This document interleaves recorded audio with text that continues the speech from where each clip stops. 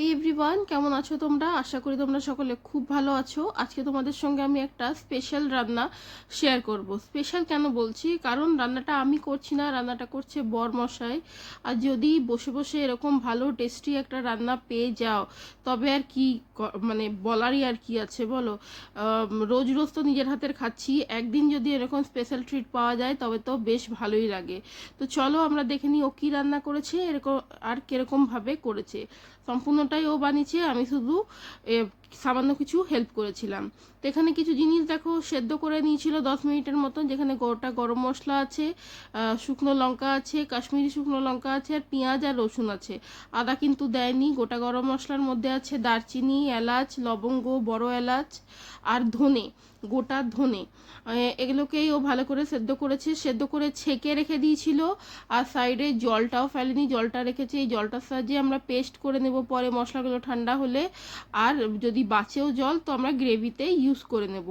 তো এখানে তোমরা দেখলে প্রথমে তেল দিয়েছে, সর্ষের তেল। সর্ষের তেলটা হালকা গরম হলে 1 চামচ চিনি দিয়েছে।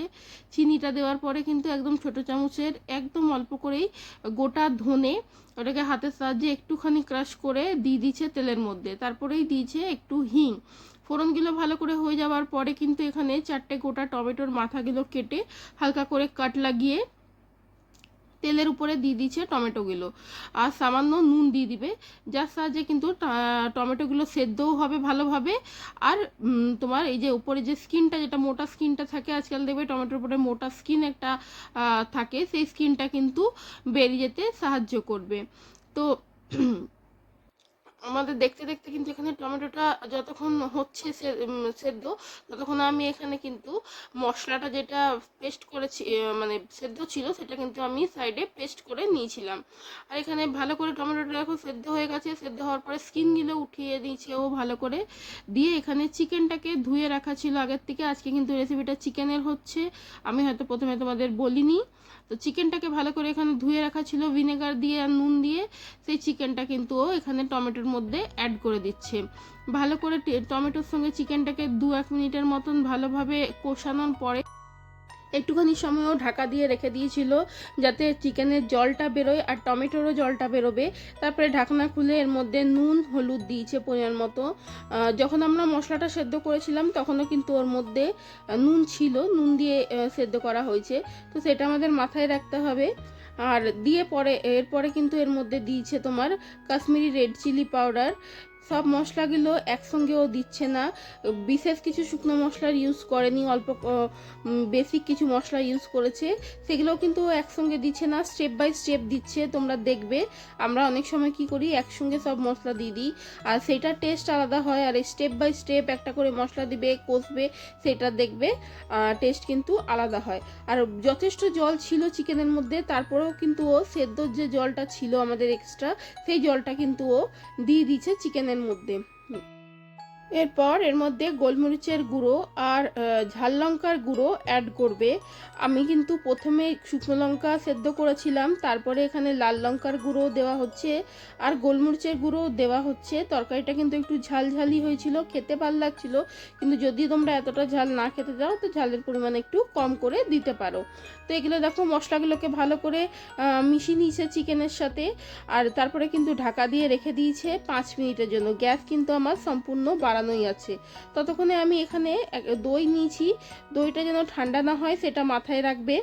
আর তার মধ্যে আমি 1 চামচ চিনি আর 1 চামচের মতনই বিট নুনকে দিয়ে ভালো করে দইটা ফেটিয়ে রেখেছি। 5 মিনিট পরে ঢাকাটা খুলেছে। ঢাকাটা খোলার পরে দেখো ফুটছে পুরো ভালোভাবে, কিন্তু আমাদের চিকেন কিন্তু মোটামুটি ভালোভাবে কুক হয়ে গেছে। তো এখানে ভালো করে একবার মিন নেবার পরে কিন্তু দইটা যেটা ফেটি রেখেছিলাম সেই দইটাও দিল, কিন্তু সম্পূর্ণ পুরো দইটাও দেয়নি। অর্ধেকটার মতন দই দিয়েছে, অর্ধেকটা দই ছেড়ে দিয়েছে, দেয়নি। তো এখানে দইটা ভালো করে মিশিয়ে নিয়েছে। মিশানোর পরে এখানে যে বাটা মশলা যেটা আমি বেটে রেখেছিলাম সেই মশলাটাও কিন্তু ভালো করে মিশিয়ে নিচ্ছে। ও বললো বেশি করে কষানোর খুব একটা প্রয়োজন নেই গ্রেভিটার, মানে মশলাগুলো, কেন এক তো শুকনো মশলা দিয়েছে, পাউডার মশলা, তাও তোমার লঙ্কা গুঁড়ো, নুন, বিট নুন, এইসবই, এগুলো বিশেষ কষানোর দরকার পড়ে না। আর এই মশলাটা যেটা পেস্টটা সেটা কিন্তু আমাদের অলরেডি সেদ্ধ ছিল, তো তাই জন্যও কিন্তু খুব একটা তোমার কষানোর দরকার পড়বে না। এটাকে ভালো করে একবার মিশিয়ে নিয়েছে। মিনিট 2 মতন চিকেনটার সঙ্গে, তারপরে কিন্তু ঢাকা দিয়ে দিয়েছিল। ঢাকা দেওয়ার পরে দেখো উপরে অল্প অল্প কিন্তু তেল আমাদের ভাসতে শুরু করেছে। এই পর্যায়ে এখানে আমরা কাসুরি মেথিকে হাতের সাহায্যে একটু ক্রাশ করে দিয়ে দিব গ্রেভিটার মধ্যে। দিয়েও এটাকে চিকেনের সঙ্গে আমরা ভালো করে মিশিয়ে নেব। তোমরা দেখলে আমরা কিন্তু চিকেনটার মধ্যে বিশেষ কিছু মশলা ইউজ করিনি, খুবই বেসিক মশলা দিয়ে চিকেনটা রান্না হচ্ছে। আর এখানে আমরা মিট মশলা না আবার জাস্ট 2 মিনিট আগে কিন্তু চিকেনটার মধ্যেও মিট মশলা অ্যাড করেছিল, জাস্ট 2 মিনিট আগে। মিট মশলাটা দিয়েও কিন্তু ভালো করে নাড়িয়ে নিয়েছে, নাড়িয়েও আবার ঢাকা দিয়ে রেখে দিবে গ্যাসের আঁচটাকে একটু কম করে 2 মিনিটের জন্য। আর এখানে যদি তোমাদের মিট মশলা না থাকে তোমরা কিন্তু গরম মশলা দিও, কিন্তু চিকেন মশলাটা দিও না, তবে কিন্তু টেস্টটা অন্য হয়ে যাবে। 2 মিনিট পরে দেখো ঢাকা খুলেছি, ঢাকা খোলার পরে দেখো তোমরা মানে গ্রেভিটা কি সুন্দর দেখতে হয়েছে, উপরে তেল পুরো ভাসছে, আর চিকেন কিন্তু সম্পূর্ণ নরম হয়ে গেছে। ওইটাই বলছিল যে বেশি মানে এমনি জল দিয়ে ভালো করে রান্না করে এরকম করে রান্নাটা করলে চিকেনটা জুসি থাকবে, ছিবড়ে ছিবড়ে যে ব্যাপারটা হয় না বোনলেস পিসেস, সেরকম কিন্তু হবে না। তো সত্যিই কিন্তু চিকেনটা ভীষণ জুসি হয়েছিল, খেতে খুবই টেস্টি হয়েছিল। ভাত পরোটা দুটো দিয়েই চিকেনটা খেতে ভীষণ ভালো লাগছিল। আমি তো ভাত প্রেমী, তাই ভাত দিয়েই খেয়েছি। মেয়ে কিন্তু পরোটা দিয়ে খেয়েছিল, তো মেয়েও বললো ভীষণ ভালো হয়েছিল। তো কেমন লাগলো তোমাদের আজকের এই রেসিপিটা? খুবই সিম্পল, খুবই বেসিক কিছু মশলা, কিন্তু একটু আলাদা স্টাইলে বানিয়েছিল। এরকম আলাদা একটু করে বানালেও দেখবে টেস্টটা কিন্তু সেম জিনিসের টেস্টটাও কিন্তু চেঞ্জ হয়ে যায়। তো তোমাদের যদি ভালো লাগে তো লাইক করবে, শেয়ার করবে। চ্যানেলটা যদি সাবস্ক্রাইব করোনি তো প্লিজ সাবস্ক্রাইব করবে। দেখা হচ্ছে পরের একটা ভিডিওতে। বা